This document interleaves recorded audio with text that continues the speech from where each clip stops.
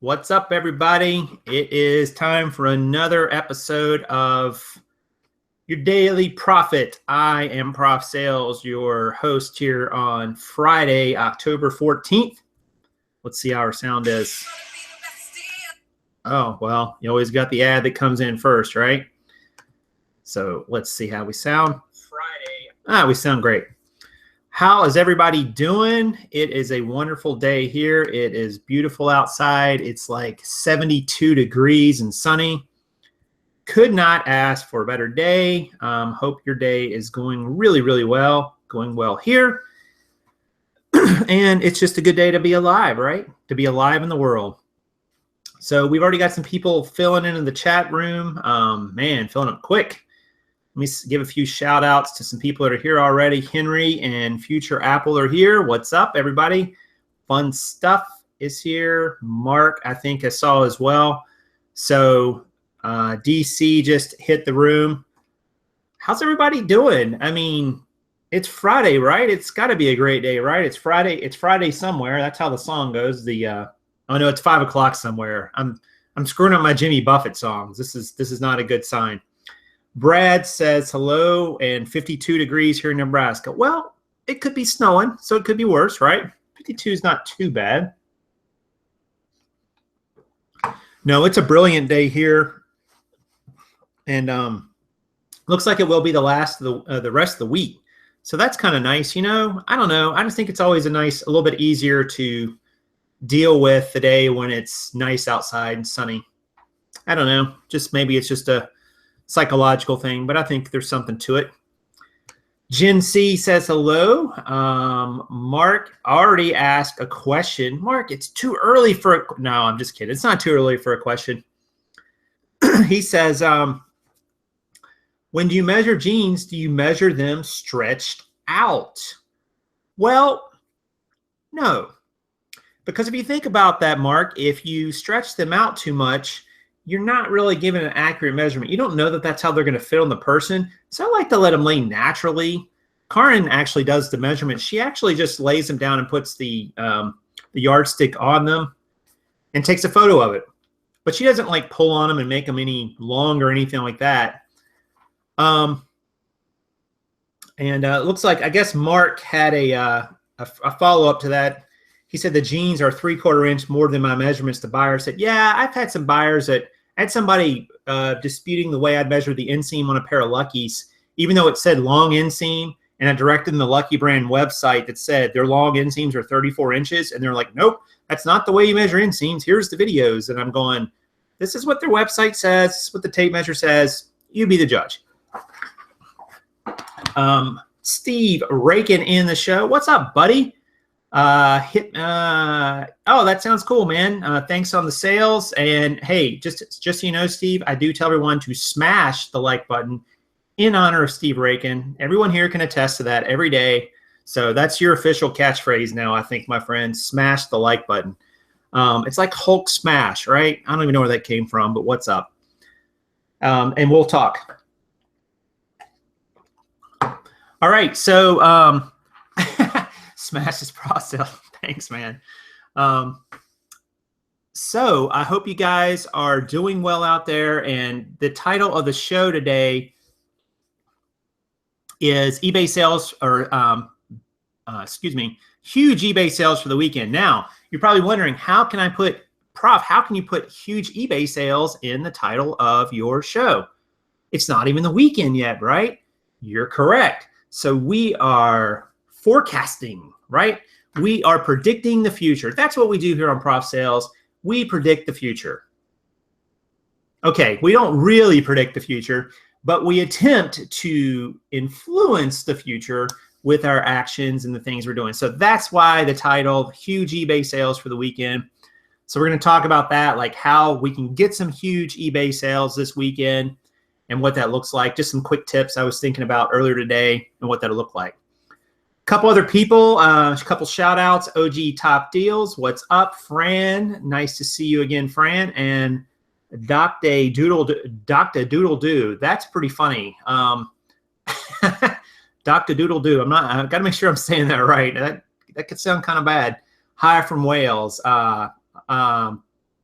I am a big Gareth Bale fan, by the way. So you know who that is if you're from Wales, right? Marcos, what's up, sir? Marcus in the house. He's been a pretty regular here as well. So we're going to talk about the weekend a little bit today, guys.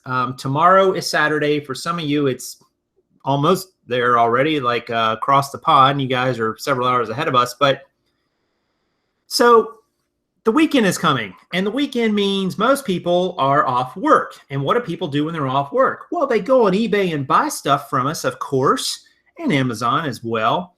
But in all seriousness, they do buy more items on the weekend because there are more people off work on Saturday and Sunday. A lot of people still work a more traditional work schedule, so you're going to see them online. So it kind of behooves us to figure out, well, how can we take advantage of that as resellers? So I thought we'd talk a little bit about that. The first thing you can do if you want to take advantage of the weekend is run a sale. Why would you run a sale? Well, first of all, if you have a store, you can run a sale. You can go to the markdown manager. You can tell it to put your store on a certain percentage off. You can even do dollar amounts. You can choose certain items. I like to do the whole store 10% off. Why? Well, 10% is not a very big amount, so you're not going to lose too much profit there. But a sale is a powerful psychological tool you have in your reselling arsenal. Because when you run a sale, people know that a sale has a begin point and an end point. And if you run a sale, they know at some point that sale is going to end and they're not going to get a great deal. So when they see your item, the psychology is they see your item and they see it's marked down. And they know that when they come back later, that it may not be on sale anymore. So they know that if they really like the item and it's on sale today for 10% off, but tomorrow it's not, they save money by buying today. And who doesn't like to save money? Everybody likes to save money, right? That's the psychology of a sale. It has a beginning point, it has an ending point. So that way you're encouraging people to buy now rather than later. And you are sacrificing some profit so that you can get the sale today versus not getting this, maybe getting the sale later, but maybe not down the road. But that's why we run sales, guys, because it's a powerful psychological tool that will encourage people to buy today rather than waiting tomorrow when the sale may be done. So that's my first tip for this weekend. And for you guys to have some huge sales this weekend, I know some sellers out there run sales all the time, and there's nothing wrong with that.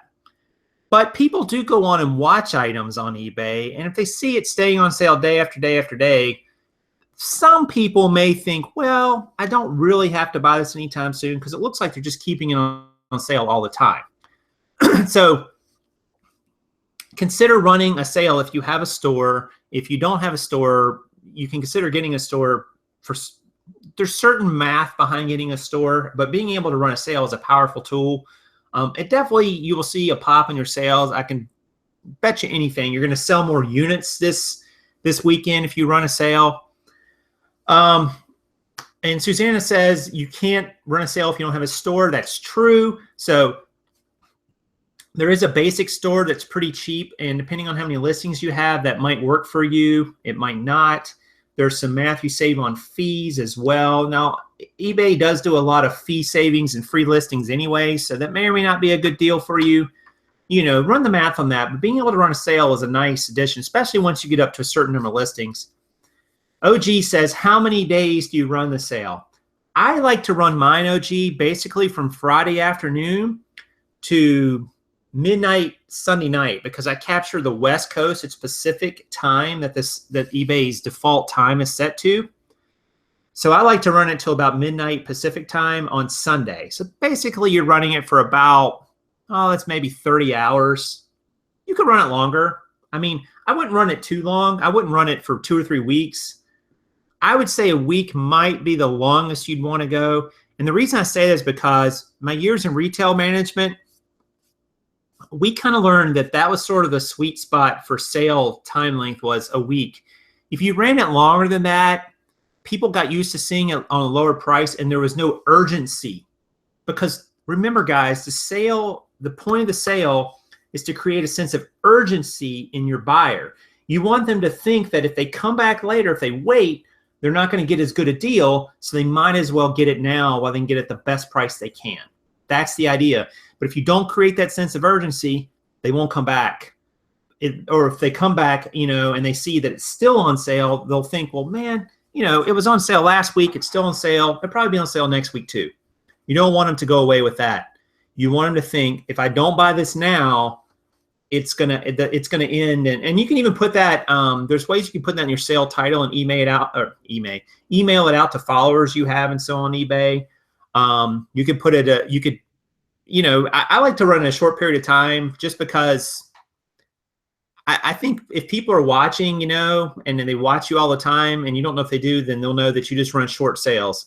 I don't like to put it for a very long period of time. Plus, the point of the sale is to pop your sales, get a pop in your sales. It's not to make you lose margin for months on end. Now, what some sellers will do who run a sale all the time is they artificially push up the price of their item to start with, and then the sale price brings the price down to basically the price they want to get all along.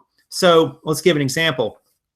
Let's say you have an item that sells for $30 normally. That's like what your research has told you. This item should sell for around $30, and you want it to sell for $30. So what you might do is you say, all right, well, I'm going to price it at $40, right? And price it at basically $10 off the sale. So that would be what, 25% off. So and you just keep that price. So then if it sells at 30, you basically got the price you wanted. That's what some sellers will do. And actually businesses do that too. One of the things that we found here in North Carolina several years ago, there used to be a back to school weekend that was tax free, where the sales tax would not be collected that weekend for any purchase you made for back to school. But stores would not run sales during that period. They would keep their prices at like an artificially high amount because they knew people would buy it, just realizing they were going to save, the 7% or 6, or depending on what county you're in, it can be anywhere from like 6 to 7.5. They knew that people would still buy it, so stores were not running sales during that tax-free weekend. So in effect, they were getting more margin, and it didn't cost them anything. So effectively, that's what you're doing. If you price your items higher and then put them on sale to get them down to the price you really want to get, that's a strategy you can use too if you want to sale all the time. So you can experiment with it both ways. I've done some of both, but I prefer the short sale. Just get a nice little pop and move on. So that's a tip for weekend sales, how to get some huge eBay sales. Another tip I would say, in addition to running a sale, is check your pricing, guys. I mean, when was the last time you checked your pricing? And here's what I mean by that. I don't know what you all sell. You all sell different things. But how competitive are you with the current market? Because I have a tendency to do this. Now, jeans don't fluctuate a tremendous amount in price in the short term, even over a several month period. They don't really fluctuate a tremendous amount. Other than the summer months, they drop. But for the rest of the year, they stay fairly in a narrow range, any given jean. But with a lot of items, though, just because of seasonality, or the market can get flooded sometimes, or it can dry up, your pricing, if you price something on March 1st, and let's say it's good to cancel, and then you don't look at it again by like September 1st, that price could have changed dramatically. And it could have gone up, by the way.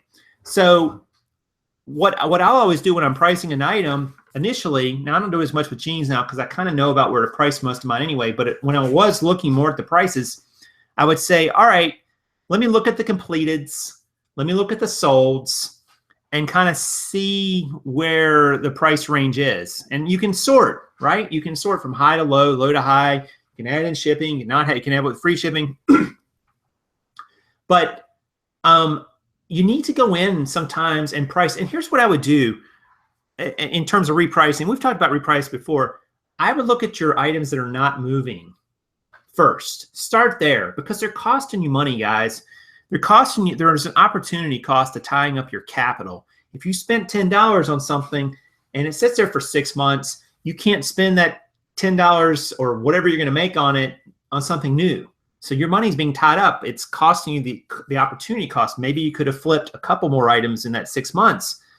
But go in and look at that pricing and say, all right, here's my worst 25 items. These just haven't moved. I'm not selling many of these. Look at your pricing, or better yet, pull out just a few today. I mean, we're talking about the weekend, but you could do this on an ongoing basis. Say, I'm going to look at the 5 oldest items I have that I listed the longest ago, and I'm going to see if my pricing is still competitive in comparison to what everybody else is selling. That's important, guys, because if you're way high, you're probably not going to get your price. And correspondingly, you could be way low. And even though it hasn't sold, you want to increase your price. I know that sounds crazy, but if you've got your items priced at, say, $15 and everybody else is at 20 and they're selling, price yours at 20. You know, I mean, why not? It's possible too that people may think, because if you're way on the low end of the pricing scale of your items, it could be that people think that there's something wrong with your items. I mean, remember, guys, price imputes value in people's minds. You know, to some degree, how high or low something is priced tells people how good or bad of an item it is. I know that's crazy, but not everybody shops just price. I mean, we expect to pay a lot of money for a BMW, but not as much money for a Hyundai. You know, they're both cars and they get you from point A to point B, but there's a perception of value in the BMW that's not there in the Hyundai. That is what it is. So you would be suspicious if something is priced way below the market, just as you're skeptical of something that's priced way above too. You want to find some sort of happy range there. Let's see, a couple more comments in the chat. The Joey Lee says, pricing can be a struggle. Yes, it absolutely can be. King Flip, I'm not competitive at all, but I run auctions every week. Yeah, and that's a good way to get rid of some merchandise too, right? Does anyone run 2 stores? That's a great question, Bobby Rock. Does anybody run 2 stores? No reason you can't.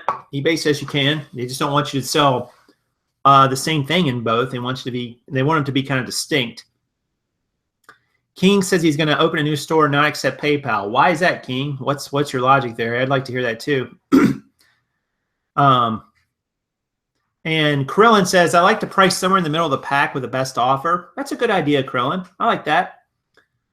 Best offer is a great tip too for weekend sales, just in general. That's just sales in general. It's not a bad thing to add on certain items. Vanessa says she's caught the second show of the week. I love having the week off from work. There you go. So those are a couple quick tips, guys, for the weekend. I guess probably the third tip I would say is, you know, the weekend is a time when a lot of people obviously are coming online. So what items have you been not listing that you really want to get rid of? And I know everybody's got a death pile, right? You've got this pile somewhere. Maybe it's a shelf. Maybe it's in a corner. Maybe it's in a bag. Maybe it's in grandma's closet in the old house. You know, I don't know where it is, but you've got this pile of stuff somewhere, your death pile of stuff you have not listed for whatever reason. It's the weekend. This is the time when people buy crap. Get it up. You know, what's stopping you from doing that, really? You know, even if you just go list 5 items from it, get 5 items up, see if you can start moving them. You'll feel better about it. And the next weekend, do the next 5. And the next weekend, do the next. And before you know it, the death pile is gone, right? We all do this, but just make a commitment to it to say, I'm going to get rid of, or not get rid of, but I'm going to list 5 items from my death pile this weekend and just see if I can sell them. Even if you sell one of them, you're going to be like, yes, that was time well spent. So work on the death piles. The weekend is a great time to do that. And it's probably some items that you don't have a lot listed of those types of items. So, you know, maybe your market, maybe your buyers will be online this weekend where they might not have been during the week when more people were at work, theoretically. So anyway, those are 3 tips. Work on the death pile, examine your pricing, and run a sale. Just thought you guys would appreciate those. And I'm trying to do those as well. I need to work still in the death pile. That's where I'm at. Krillin says, Prof, do you do best offers? Not usually too much, Krillin, on jeans, but if someone sends me a message with I will send them an offer back if it seems like we can make a deal on it. Like somebody today, I had an older pair of jeans I was selling for $16.50, I think, plus shipping. And they offered me $14.50, and I sent it back a counter offer of $15.50, and I think they took it. I haven't looked at my sales in the last little bit, but I'm pretty sure they took it. So, we're only a buck apart. Why not? So that wasn't real. It was kind of like a best offer, but they just sent me a message, and I sent them an offer back. The only bad thing about those is they don't have to pay immediately, which I always hate that part. I like immediate pay.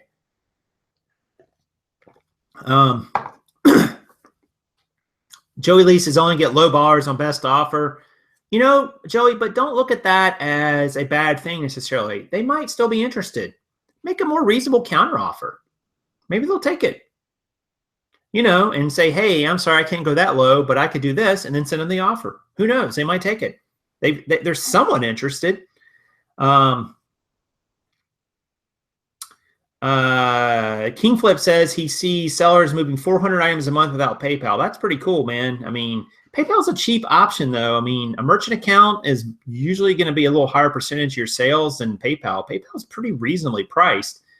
So I'm not sure what's your logic for not having PayPal. I can understand why you think you can still do sales without it, but what's the logic for not having it? That's the part I'm interested in. Joey says, death pile is jeans. Haha. Nice. When you do best offer, make sure you put the auto decline. Yeah, you can do that. You can put auto decline, certain offers, certain amounts. I like best offer for higher priced items, really. Jeans, it's pretty narrow range. I don't know. I hurt myself with that. Maybe. But I don't know. I don't think a lot of people are going to best offer me on jeans, but I could be wrong. Maybe I'm wrong about that. Fun Stuff says, I have a death room versus a death pile. All right, but Fun, let's remember, a death room is really just a bunch of death piles that got together and decided to move into a more permanent structure. So just start working on the piles, and eventually the room will go away too. Bobby says, I have some old buttons and some old pin nibs. What are pin nibs? They're annoying me. I'm not sure what those are, but the death room, yes.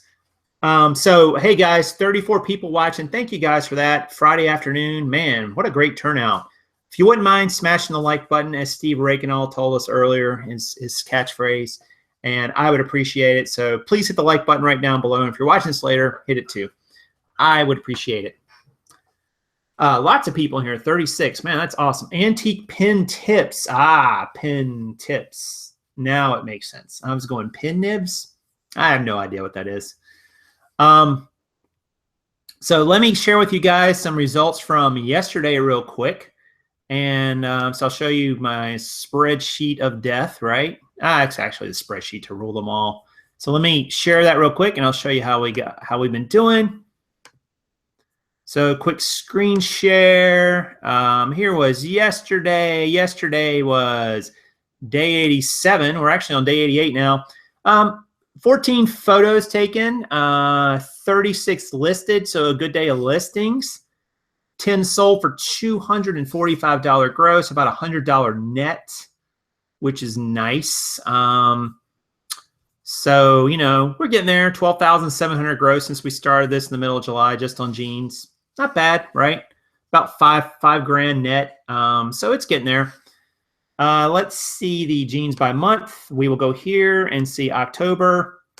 I'm averaging 100 more listings right now than I was last month, which is great. 4.3 per day so far, and that only keeps growing, as we know. Sold 133, gross 3,200, net about 1,300 on the month so far. 40% net percentage, man. That's pretty darn just holding right at that number, right?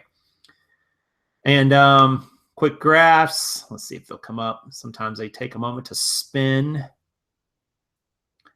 So let me increase the size of this a little bit. So we see here the sold still keeps climbing.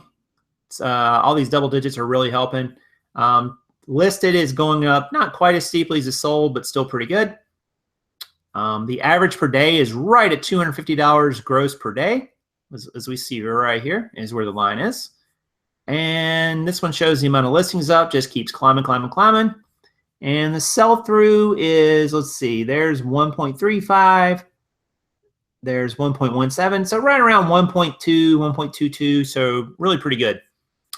So that's the results so far. And the weekend, I'm looking at some greats. Actually, sales today have already been good. And the sale hasn't even started yet that I'm running. I've already had, let's see. Let me see if I can get this in.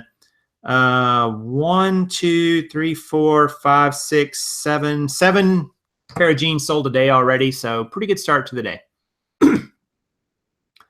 All right, I'm going to come back live with you guys. Hopefully that all made sense. Yeah. Somebody says I'm the Jedi prof of spreadsheets. Yeah, it might be. Let's see. All right, so let me catch back up to some of the things in here. Hey, Prof. Marco says, hey, Prof, is it possible to source jeans from Burlington, Marshall, and TJ Maxx? Yes, it is. They do mark their jeans down. You just got to catch them on a good markdown. Watch your pricing in those.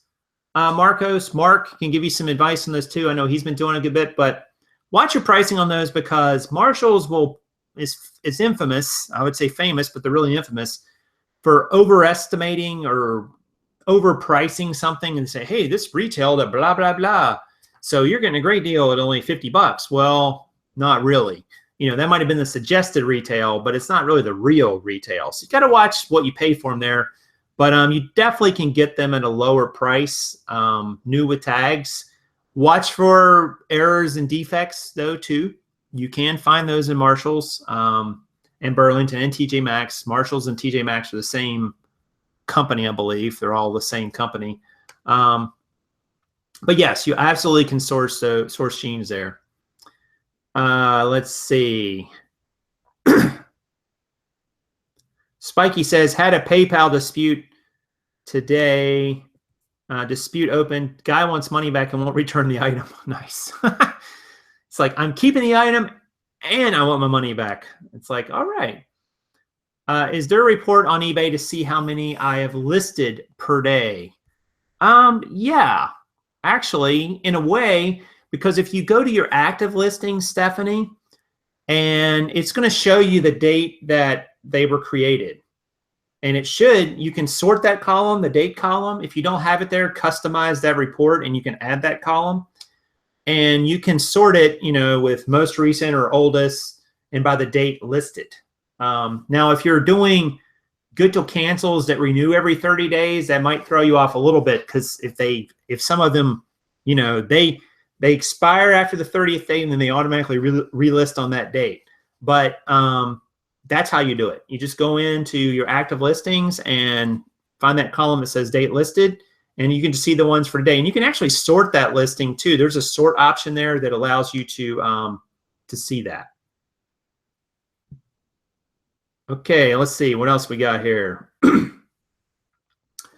Crone says, as far as Levi's, if you go to a Marshall's TJ, what number Levi's to look for?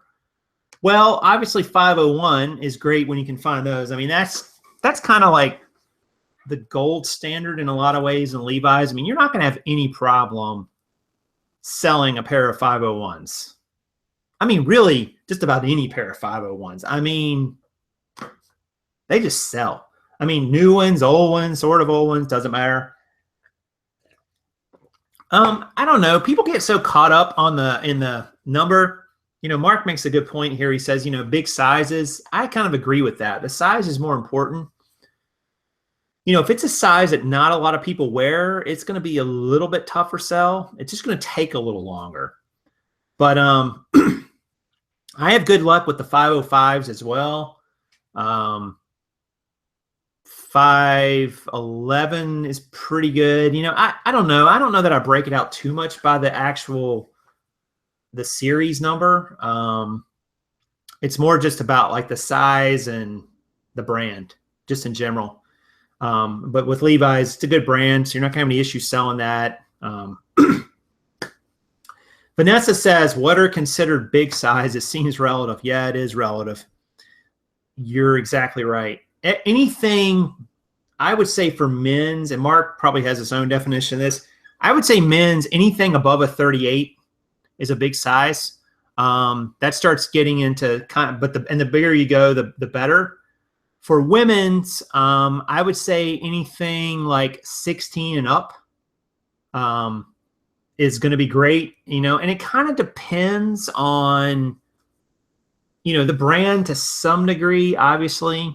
And it also, of course, depends on the inseam. When you get like the big and tall sizes, like if you get like a 44 or 36, it's going to sell. It's going to sell. That's just an odd size. There's not a lot of guys that are that big and that tall, so that's a big inseam. That guy's probably 6'3", 6'4". But yeah, around the 40 range is about where it starts for men's, and women's is probably more like a 16 and up, basically. Anything above that, and of course it depends on the brand. Lane Bryant's, for instance, are all pretty much that big or bigger. So you're not going to get too. I don't know how low they go down with a lot of their pants. I'm not sure, but most of theirs are going to be 16, 18, 20, 22, 24, 26, 28. So you're going to see those bigger sizes anyway. Here's the funny thing, and that's kind of what I ran into with the lady who was giving me the grief about the Lucky Brand jeans yesterday, was that the way manufacturers measure their sizes is different. And, she directed me, she sent me a link to a YouTube video about how to measure an inseam. I'm like, well, thanks for that. I had no idea. And she sent me a guide link to the eBay guide. And I've seen those guides in those videos. But Levi's measures their inseam different than 7 for All Mankind. Levi goes right up to the bottom of the zipper seam, whereas 7 for All Mankind goes more like to the crotch seam. So there's not like one size fits all with these inseam measurements. So that's why I like to put the measuring tape on, from the cuff all the way up past the zipper seam. And that way people can kind of make their own decisions.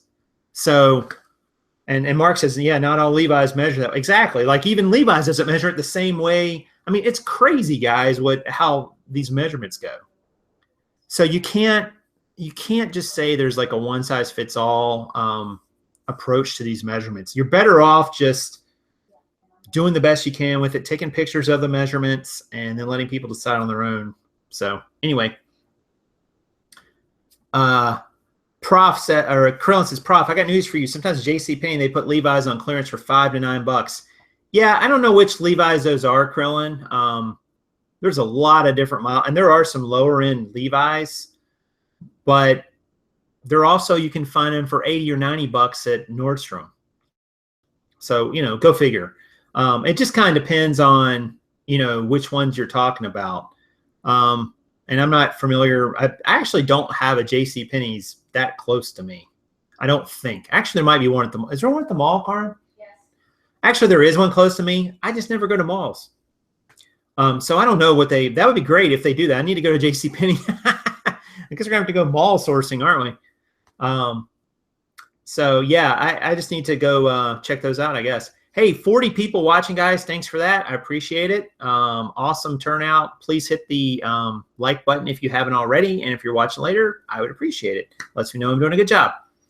What sizes are too small that don't sell or sell well? That's a great question, Vanessa. And it's hard to say that on every brand. It's the same because it's not. But in general, the really small sizes in women's, 00, 0, 2, even 4, those tend to get kind of tricky to sell. And really, that's about it. Once you start getting up to about 8 or 10 or 12, you're gonna sell them. It's just, like if you've got like a 00 regular in, say, well, I don't know. I was gonna say American Eagle, but American Eagle actually sells pretty good. It'd have to be some sort of, maybe like, not Vigas, they don't size that way. I don't know, really any brand, like if they were Lee jeans or something. I don't even know if Lee comes in that size. If they're just something very generic and they're like a 0 or doubles, it's just not a big market for them because, no pun intended, not a lot of women are that size. The average American woman is like a 12. So you don't have a big population. Now, obviously there are people who need that, but they just don't sell for as much, and they don't sell as often, has been my experience. So I would stay away from the really small sizes in women's. Men's doesn't matter quite as much. There are smaller men's will sell, like, 30-28 and 28-20, 28-30. Those will sell a little bit slower, but in certain brands, you're not gonna have any issue selling them. Like, I will buy almost any men's American Eagle virtually in any size because it's gonna sell. They just do. I don't know why, they just do. Like, guys like those jeans. So anyway, Krillin says, really? Yeah, really, I don't. The JCPenney. There is a JCPenney now that I don't shop malls. I really don't. It's the craziest thing. We need to be making vids for buyers. How to buy clothing will fit you on eBay. I 100% agree with you, Yvonne. I mean, there are people who just do not know their size. They think they know their, but sizing kind of changes anyway over time. There's people who like, I've worn that size forever. Well, then the manufacturer changes the way they size a little bit, and now it doesn't fit them. So anyway, I bought a Stafford blazer for $10 and 15% with an MSRP tag of $200. Nice, man. I'm gonna have to go start sourcing shopping malls. What I've been missing out. And the theory is there, guys, that shopping malls, the lease rates for the stores are high, and they need to keep their prices high to justify maintaining a store there. But, when you got to move stuff, you got to move stuff, and you got to sell it and get cash back out of it. So Krillin's got a great point. It's like, hey, check these out, and I'm definitely going to have to hit up, maybe I'll hit them all up this weekend and just look for a, look for a couple items. We need to do that, Karin. Vanessa says, I have some size 0 clothes that are new and high-end brands are dying a slow death on eBay. Lesson learned. Yeah, I mean, it's a tough sell, Vanessa. There's one exception, Vanessa. If you find like a 0 or 00 and it's a long, that usually will sell. But if it's just a regular length, it's tough. Bobby says, people ask me all the time, how many inches if I pull elastic waist? So I'm saying, I guess if you're saying if you pull on it, yeah. I mean, somebody asked me that today. They said, or the other day, they said, if you stretch these jeans out, how long are they? I'm like, what? I don't know what to make of that question. I'm thinking, I could probably pull them pretty long, but what does that even mean? They are the size they are, man. I don't know. I had Burlington, my RA list. Yeah, Burlington. My Burlington near me is okay. It's not great, but it's okay. Haven't really found too much there yet, honestly. Right now, stores are cleaning out inventory for holiday season, so good time to RA. Yeah, holiday. I would imagine the holiday lines, the Christmas lines, they're probably already in their second Christmas flow by this point, most stores. So yeah, they got to move some stuff out. That's a great point, Crafty, because when I worked for Gap, by the middle or late part of October, we pretty much had our holiday line in. Sometimes we'd get a little supplemental line that was small, like around, the first full weekend in November, maybe. But yeah, stores are clearing out stuff, guys. So that's a great point. If you haven't been sourcing retail stores, clothing stores this weekend and the next couple weekends might be some great times to do it, just because these stores are trying to make room for Christmas items. Because a lot of stores, guys, remember, especially like in mall stores, they get those big displays of the Christmas items that they only get at Christmas time. And these displays, they'll end up putting them in the aisles. The aisles get real junky and full of crap. And just the whole store is just like piled full of crap, because they just got to get rid of it. I mean, they bought this stuff. They got to move it. They know November and December is their chance. But sometimes they will mark down their clothing a lot because they can move a few racks out of the way and put a display there if they can just consolidate some of their clothes down. And it's just cheaper to sell the clothes at a discount or even a loss than it is to pack up the clothes and sell them to a liquidator. I mean, that costs money and time, So they'd rather just sell them in the store, make a smaller profit or even sometimes a small loss to get rid of those items. So it's a great time to be sourcing. big box department stores and so on. And I'm going to hit them all this weekend. I think I'm going to do that. Now, the caveat to that is you're probably going to spend a little more than you would if you go to a thrift store, obviously. So be prepared for that. You might need a larger sourcing budget. I may go hit my favorite Nordstrom rack this weekend too, which I haven't hit there in probably a couple weeks almost. I need to hit there. So anyway, but oh,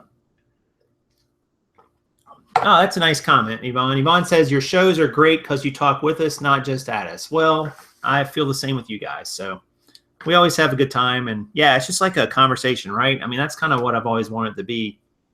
I don't look at it like I'm teaching you or you're teaching me. We're teaching each other and we're learning from each other. And I think it's the best way to do it. I don't know everything. But I know that I don't know everything. I do know that. So I've got that going for me. Bobby says, I like Target, Ross, and Dillard's. Yeah, I do. That's a store, Target. I have not really sourced much for clothing. I know they had that, what was it, Lily Pulitzer line that was real popular last year. So I'm not sure how good that is this year or if they even still are carrying that. So that might be an opportunity as well. So anyway, that might be one to check out. Ross stores, also another great one to find great markdowns on if you find the right brands and so on. And Dillard's is another one that I don't really have as much experience with. So you guys will have to kind of take everybody's word for that. What's up, guys? Oh. So the crew is walking in, Ben and his friends. Let's see. What does Crafty say? Great week for me. I have extremely high eBay fees. I love it. Yeah, isn't that a great thing? eBay fees. When you've got a lot of fees, it means you're making a lot of sales, right? Prof, are you familiar with Gift Card Granny? They have deep discounted gift cards in there, but wanted to know if there was a catch. You can get TJ Maxx cards 20% off. I have heard that that's an okay site, Krillin, but I have no experience with it. So don't take my word for it. They might not be.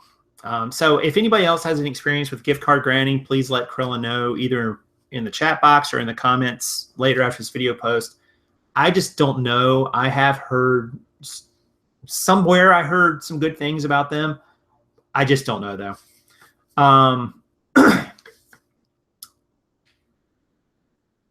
Jen says, Prof, at 30 days and jeans don't sell, do you relist another 30 days or auction? I relist, Jen, and I usually knock the price down 50 cents. And I keep doing that till I kind of get to my minimum amount, which I think is about 13 bucks. It's really as low as I like to go. And then I'll just hold it there till it sells. But I relist now. I'm getting rid of all the good till cancels. I'm slowly getting rid of some every day.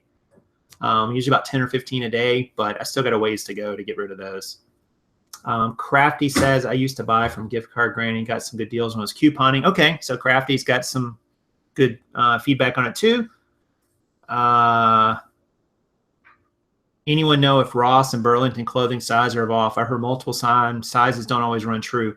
You know what, Parrot Head, the thing with that is in general with clothing, people expect some measurements, you know, and you don't even have to put all the measurements in the listing. But if you take photos of like the item with a tape measure or, you know, yardstick so that people can see the measurements. And then if someone asks you about it later, if they send a question, hey, what's the inseam on those?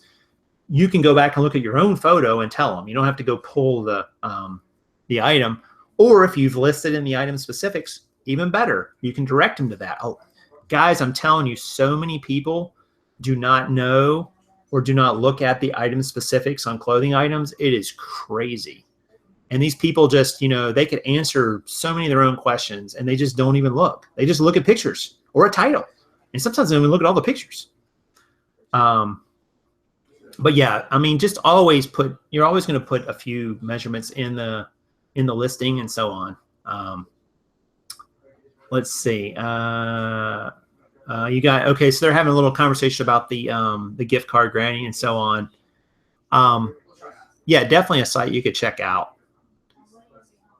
Let's see. you use, Crafty says you use a credit card or PayPal, fill out info when you sign up. So yeah, so if you guys like have some more info on that gift card granting, just leave in the comments down below too after this video post if you're watching this later. If anyone out there has any experience with it who watches this later, or, I'm interested. It's kind of interesting. Things like that are nice little add-ons. You can save a few percentage points, 5%, 10%, 15% off it's great. So, what's up? You all right? I told him to take a selfie with the Trump stuff. Oh, okay. All right, so y'all heading out? Yep. All right, the crew's all leaving, so it's just going to be us guys. Say hi, fans. Hey. They're like, hey. Hi, everybody. There's Karin. You ready? Oh, you better. Let's see what else is in here. That's the word I was looking for. Irregular. Always list sizes and even ask customers to double check their measurements with mine. TJ's is almost 20%. Have a good night. We'll see you guys. Yeah, Parrot Head. That's the thing. I would say,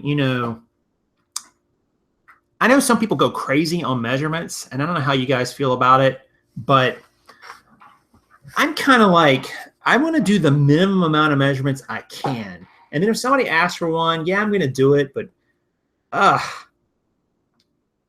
about half the time, measurements do not turn into a sale with that person. So it's kind of like, you just went and did a measurement and it didn't get you anything half the time. I mean, the other half, it does get you a sale, but I just look at it like, you just want to save yourself time. You want to be able to put your listing up and then just keep relisting it and not have to go back to it and touch it a second time if you can. So just kind of think about what way makes the most sense. Taking pictures of the measurements, I think makes a lot of sense. Listing them in the item specifics makes a lot of sense. It's just, I just hate having to take them and then people don't buy them. It's just like, you can add the response to the listing so the next person who looks can see that. But even there, people don't always read it, guys. You're going to have people ask you the very question that you put right in the title of your listing or right in the body of the description. They don't only do that with clothing. They do that with everything. People just don't read. That's why pictures are so important with clothing. Like visually is what they're looking at. So anyway. Did I miss any comments on Abercrombie and Fitch? Is it like dead now? No one mentioned. I have not been selling their jeans, Yvonne. I don't find a lot of A&F. I have been thinking about buying a few of them to sort of test the market a little bit. I feel like they dropped off there. They were great there in the late 90s and early 2000s, and now maybe they've dropped off a little bit. But I don't think they're have the popularity. Maybe someone else has a little more experience with them. It's just a lot of those niche brands like that, Gap, Aeropostale, Abercrombie and Fitch, that were popular like right around the same time, they have dropped off some. Just in kind of, people knocked them off and did them better. And I don't know. I mean, that's just my perception of the market, but I could be wrong. Somebody can correct me. Let's see what else we got here. And it replies to don't show up on mobile. Yeah, your responses, Yvonne, is that what you're saying? They don't show up on mobile? Yeah. So, and half your buyers are going to be mobile. I mean, it's just a pain in the butt to do measurements, guys, for people. So just go the minimum amount you think you can get away with. I'm telling you, like that's an area you can save time on. And yes, you are going to miss some sales because you didn't have a measurement. And yes, you're going to have people ask you for measurements. But if they ask you for the measurement, you can put it in. If they don't ask you for it and would have bought it anyway, and you put it in, you wasted your time. So, I don't know. I just don't do a lot of measurements or spend a lot of time on those because it's not a suit coat, and it's a cheaper item I'm selling. So I don't think people have quite the expectation that they do of some other items. Fun says, I think Abercrombie's popularity declined a few years back when they had some controversy. Yeah, they get sued all the time, mainly for discrimination because they only hire beautiful people to be their models and work in their stores. So they've gotten sued so many times, that chain. And also Heidi says, don't you think they piss people off and they said they didn't want larger sizes people to buy? Yeah, I mean, but it's true though. I mean, that's actually their market, you know, and you know, I'm not here to diss their model, but you know, if you actively come out and say you don't want a certain group of consumers, I never think that's a good strategy, really, in general. I mean, because that's like saying, you know, I'm not going to buy bigger sized jeans because I don't want to sell to big people who wear bigger size jeans. I don't care if they're bigger size, medium size, smaller size. I mean, and who's even to say what that even means? What's bigger and smaller? I mean, I don't know. Fun says, that's like saying we don't want your money in tests. I know, right? I mean, everybody's money spends the same, but I do understand that you can't be all things to all people, and you do have your own niche of the market. But to come out and actively antagonize a group, that doesn't make any sense, really. You know, I mean, I just don't think there's any reason for that, but they've done it. Other companies say things like that too from time to time, and it gets them in trouble. I've learned a new line with awesome jeans, Laguna Beach. Yvonne says, I never see those, Yvonne. Why are they not here? I honestly don't think I've ever seen that brand. Maybe I have, but it hasn't been much. So I got to keep an eye out for that one. Krillin says, designers don't want fat people wearing their clothes. Remember that their logos on the shirts are a walking advertisement. That's not, I don't think that's true though, Krillin. I mean, I don't know. I mean, I wouldn't lump people in like that. I mean, people design plus lines for women. They design big and tall lines for men. I mean, anybody who does that, I just don't think it's even a good business practice. I mean, you can design. I mean, let's look at who most people are. In a country like America, which is the largest economy in the world, we tend to be a bit bigger in terms of clothing, you know, so than a lot of the world, but I don't know. But anyway, we could also get angry for shops that only sell large plus sizes, but we don't. Yeah, it's a good point, Crafty. I mean, you could say, hey, that's not fair. You're only selling to larger people. Why, where's a short? Yeah, but I think there's still an ostracization of larger people, you know, that goes on, and people think, oh, you know, I mean, you're big and what's wrong with you? Don't lose weight and blah, blah, blah. You know, and people have there's probably more negative stigma attached with that just in society in general, the way we view. I mean, we don't tend to put, you know, especially with women, guys. I mean, it's rough what we do to women, honestly. But I mean, we don't put, although, you know, you look, what is it? Sports Illustrated did the one with the plus. Was that the one that did the plus size model with the swimsuit edition? Maybe it wasn't Sports Illustrated. It was one of them, right? There was some woman who was like a bigger size, and they had her on either the cover or a photo shoot, you know, and I was like, that's cool. You know, I mean, it's not just about your weight. I mean, obviously, and I mean, your weight doesn't define you as a person. You know, other things do, obviously, that have nothing to do with your weight. So anyway, GTC, let's see, GTC probably best for good selling product with multiples. Yep, yeah, I'd agree with that. Prof, I'm overweight, but don't go by down south where most people are overweight. Not all people are overweight in the South. I live in the South, and Charlotte's doesn't really tend to be, I mean, I don't know. Part I live in, there's not a lot of overweight people, trust me. Whatever overweight means. I mean, overweight, like, is, by the medical definition, is like nothing. I mean, I'm 5'11". If I weigh 180, I'm overweight. You know, I mean, it's not just weight. It's also what shape you're in too. But it's kind of crazy what some of those, you know, those scales are. But how do we get on this topic? This is weird. Smaller people have thousands of stores to choose from, unlike Plus. Yeah, and that's why there's a good Plus market on eBay. It's great. Maxim. Was it Maxim? I don't know. I don't read the magazines, but I remember seeing the story about her. She was, I don't even know what size she was. She was like maybe a 14 or a 16 or an 18. I don't remember, and she was a model, and like a swimsuit model. And I don't know. Ashley Graham, was that her name? No idea. Crafty says, I never worry about my weight. My hair color, yes, but my weight, I don't.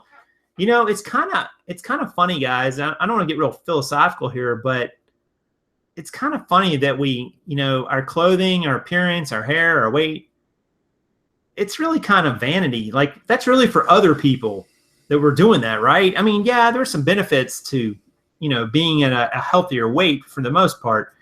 But I don't know. A lot of it's just vanity to some degree. I mean, we're the only animals on the planet that wear clothes. Kind of interesting when you think about it, right? I mean, animals in nature, they don't wear clothes. We do. Why? I'm not suggesting we all go take off our clothes. I'm just saying it's kind of interesting that that's kind of how we define ourselves as. So now, not only do we define ourselves as like we have to wear clothes, but what clothes we wear. This is where the designer brands and all this crap comes in. It's all kind of like the costume we wear. It's not really what's inside us. So I don't know. I don't think there's, anyway. Krillin, Prof, you are lean, but if I walk around NYC, there are no fat people. I feel out of play when I go. That's because in NYC, Krillin, it's a city where a lot of people have to walk because it's too damn expensive to drive a car and own one.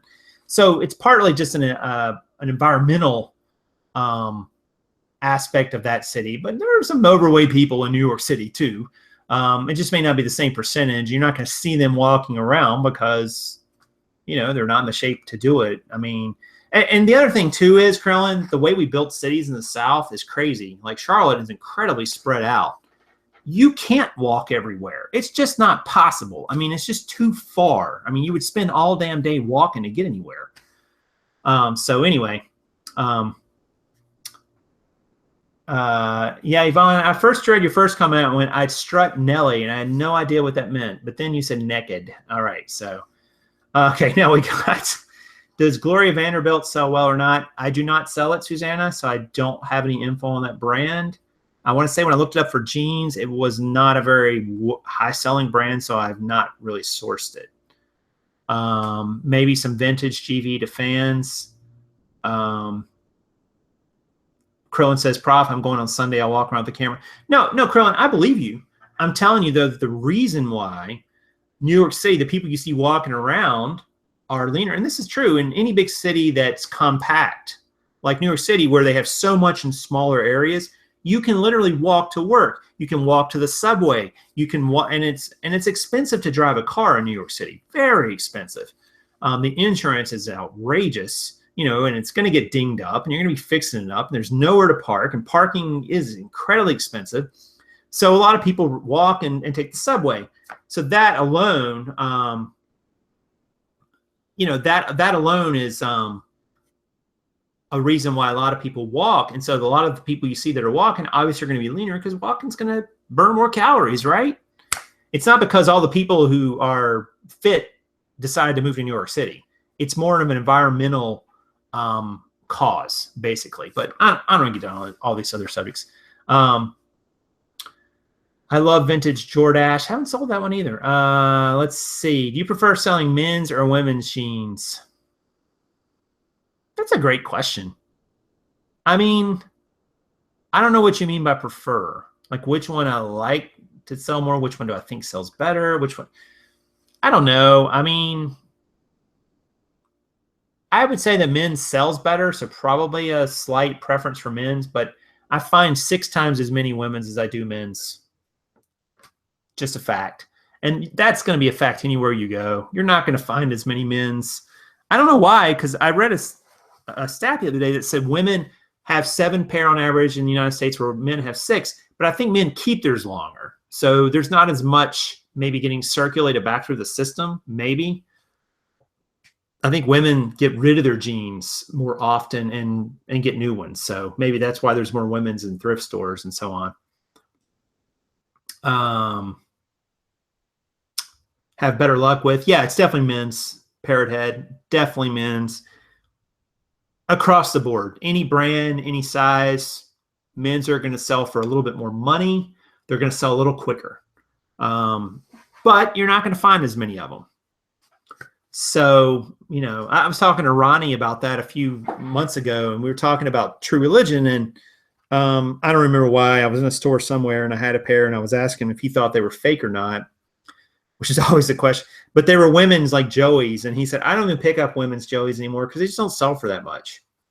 And there's so many of them. And he was kind of right. You know, women's Joey's True Religions that are used usually don't sell for a lot. Whereas the men's, you would always pick up pretty much every time. So have you ever thought about getting into children's clothing?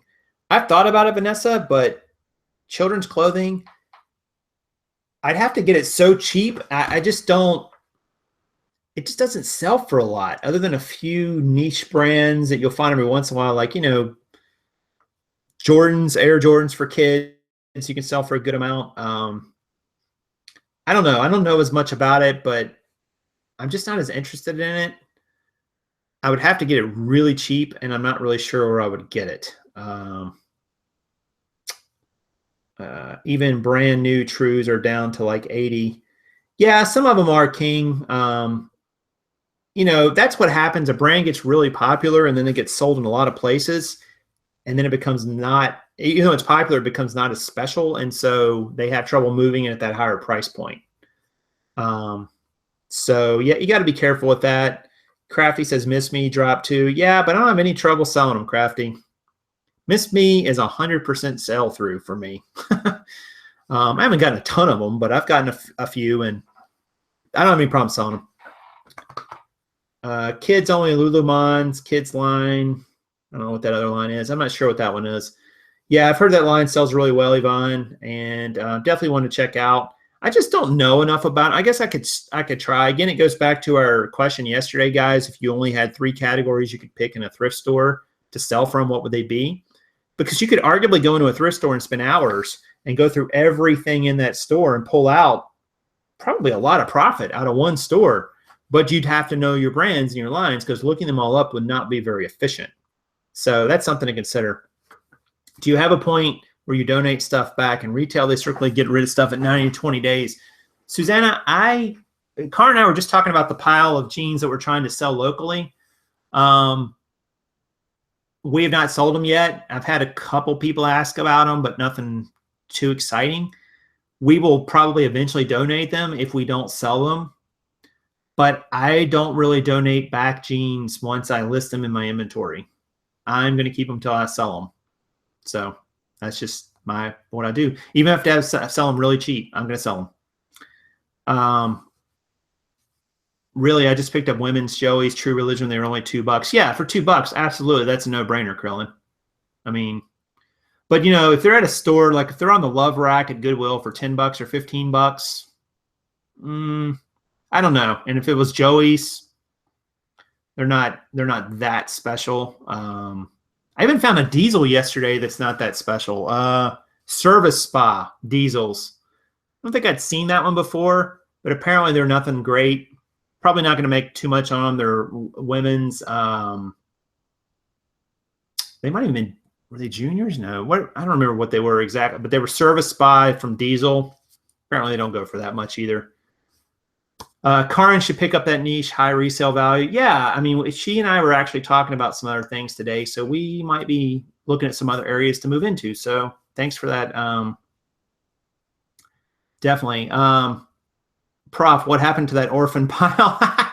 The orphan pile is still over there, Krillin. And that's what we were saying. We are definitely going to get rid of it. We may donate it back and just take the hit. It's possible. I mean, there's nothing wrong with them. Karin asked today about selling them on eBay is a lot, but I just don't want to do that. Or even selling them individually at auction, like 99 cents, and see if we can get rid of them. But I don't think we want to do that, because I'm really worried about the feedback on that. And plus we still got to take photos, and you still got to list them, and you still got to deal with issues if people oh, that was worse than I thought it was from your photo. And I don't know. I just think that in a lot of cases, it's just not worth selling defective items on eBay, especially if they're low-end items that don't go for a lot of money anyway, like jeans. I mean, I guess we'd get our money back out of them, but I think it might be more headaches than it's worth. And plus, we got to store another 50. We'd have to take photos of another 50 or how many ever it was. There's about 50, 55. I'd rather sell them in bulk locally and just be done with them. But I don't donate back. I don't donate back jeans that I list. I really don't. I sell them. I still have jean number 1 when I started listing jeans last year. Jean number 1. So frustrating. I've sold 2 and 3 and 4. I also have number 5, but I still have jean number 1, and I am selling jean number 1. Dang it. It's going to sell. I can feel it. Anyway, Big T says, do you have any surefire ways to tell if a pair of jeans are men's or women's? Sometimes it's tricky to tell if there isn't a tag. Yes, there are ways, Big T, even if there aren't a tag. First of all, the back pockets are going to be smaller on women's for the most part than men's. The front pockets, I will give you an example. The front pockets, let me see if I can get on a camera here for a second, make sure. Like this pair is a pair of American Eagle boy fit size 10. You can see how my hand doesn't go all the way down in the pocket. Usually the front pockets are going to be shallow on women's. So shallower pockets in the front, smaller pockets across the back, like right here across here. Like if you look at a pair of men's, let me see if I got a pair of men's. Now these are Calvin Klein, but you can see the difference in men's pockets on the right, women's on the left. See how the men's pocket is wider? Sorry if that's not the best photo. I'm trying. There we go. The men's pocket is a little wider than the women's. Takes up more of the room from here to here. So those are a couple ways you can tell without, even if there's no tag inside. Also, if it's got stretch in it, more than likely it's women's, not always. More than likely it's women's. And then worst case, if you go to the, if you've got the name of the brand in the jeans, but you don't, you can always, in the fit, you can always go look that up on the manufacturer's website. And it's going to tell you. So actually just Google it. Don't always go buy what you see on eBay, because there was a pair of jeans once that I Googled and it came up with the eBay listings because I wasn't sure if they were men's or women's or juniors. And the same pair of jeans was listed 3 different ways on eBay. So I'm like, somebody's wrong here, but I don't know who it is. So I went to the manufacturer's website and then figured it out. Let us know when number 1 sells. We celebrate. Oh, there's not going to be any doubt. We're going to be celebrating when number 1 sells. And dang it, I'm selling it. I'm not donating it. I'm not going to sell it for nothing either. I'm going to sell it and make some money on it. You got to sell number 1, then frame the invoice. I know. I kept thinking like I'd give it to my buyer for free and say, here, I'm just going to refund your money because this is my first item and it's kind of cool. It'd be kind of a cool thing to do, right? I think I get good feedback on that one, right? But it's been listed for a while because I started listing jeans last year. I probably listed that pair of jeans like in early April.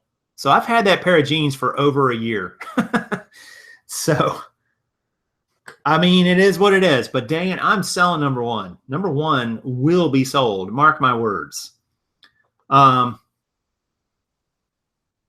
you ever had one of your clips you use to hold inventory tags pop off and you misplace that number? No. Actually, and that's a good question. I mean, these are like tools of the trade. These little binder clips you can buy, these are the small size, they're not the mini. And you know what?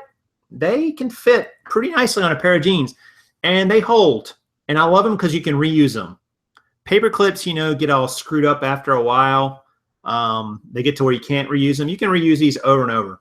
So I love these little clips. They cost like maybe $10 for 145 of them, 144, something like that. But they clamp together pretty good. So you can get them at an office store. I think the next batch I'm going to try to buy off of Amazon a little cheaper if I can find them, but I don't think I can find them that much cheaper. I'm sending you a hang tag. If Yvonne says, no, Yvonne, you can't buy it because then that's not cool. Because then it's like, I didn't really earn the sale. You know, it's like a sympathy buy. Defective jeans. Jen says defective jeans sell if you list them at work or crafters jeans. Yeah, that's true. But I just don't like the idea of selling defective jeans. Like, I just have a high standard when it comes to them, guys. And maybe too high. Maybe that's a mistake. But I take the approach that if I couldn't deal with the look of it or the fit or whatever the issue is, I don't sell it. That's just me. And I have a pretty high standard. So that way, I don't really, I'm not going to have to worry too much about people going, oh, well, you said it had some discoloration, but it was really a lot. Or, you know, I thought that hole was a lot smaller than you showed in the picture. So anyway, that's just kind of my thought process. But you said free. Oh, I see what you're doing there, Yvonne. Let me tell you what they are too, by the way. I will tell you what they are. I'm not going to show you the listing, but I will tell you what they are. They are, oh, I got to scroll so far back in my inventory. They are Lucky Jeans. Yes. Lucky Jeans. So a good brand, right? They should sell. I don't know why they're not selling. Well, I know why they're not selling.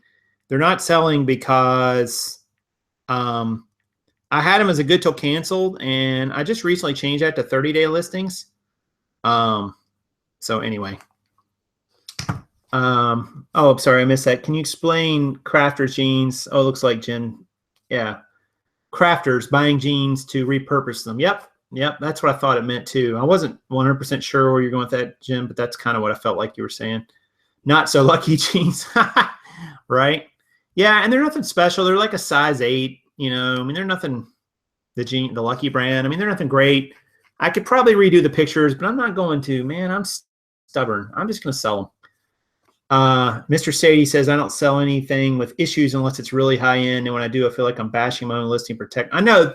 See, you hit the nail on the head there, Sadie. That's exactly what I'm talking about. When it's got a bunch of issues, you've got to downplay your own item, you know? And that's like saying, well, I'm offering this up for sale, but you know, it's not really that great. And, you know, it's got this wrong with it and that wrong with it. But if you really want to buy it, you're talking somebody right out of it, you know? I totally agree, Mr. Sadie. That's exactly what I'm talking about. And that's why I don't sell defective items. But I don't, you know, if you sell them, knock yourself out. I mean, there's nothing wrong with it. Just realize you are setting yourself up potentially for some feedback issues and unhappy buyers and so on. But you always got that risk. So, well, look, guys, 36 people watching. Thank you so much for that. I'm probably going to call it a wrap here as we're pretty far into the show, I think, right? How long have we been on? I don't even know. We've been on for over an hour. That's pretty good for us. Friday afternoon, man. So don't forget those tips for the end of the weekend or for this weekend. Run a sale. Check your pricing and try to get rid of some of your death pile. So 3 tips: pricing, your death pile, and running a sale if you've got a store. I will be here this weekend, so make sure, you know, if you get a reminder that we're going to have a show, come check it out. I'll try to do one this weekend, give you guys an update as we go. And leave me a comment down below if you're watching this later. Let me know how you like the show. Hit the like button if you wouldn't mind. I really do appreciate that. And consider subscribing to Prof Sales so you don't have to go looking for the show every time. I have been doing better about setting the reminders on the front page, or having the option you can set a reminder for the show. So hopefully that's been helping. And the turnout the last few days has been great. So thank you guys for that. I hope you have an awesome, amazing weekend of sales. I'm sure you will. You guys are all great sellers. just your comments, your mindset is amazing. And I do appreciate that. That fires me up and keeps me motivated. And just coming in and seeing you guys every day. So I do appreciate it. And I hope your weekend goes awesome. You sell lots of stuff and make lots of money. All right, so that's going to do it for today. And I will talk to you guys really soon. And as always, this is Prof Sales saying good sales to you. Thanks, everyone.